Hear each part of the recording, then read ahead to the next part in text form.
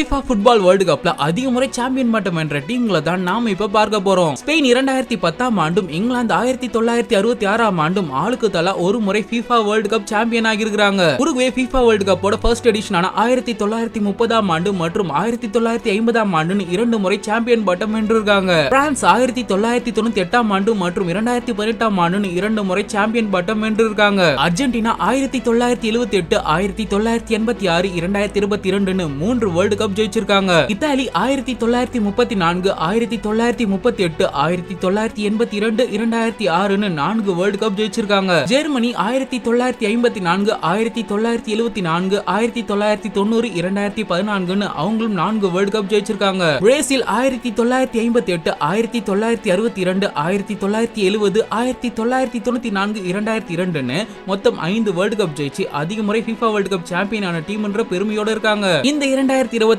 FIFA world cup எடிஷன்ல யார் champion ஆவாங்கன்னு நீங்க கமெண்ட்ல சொல்லுங்க.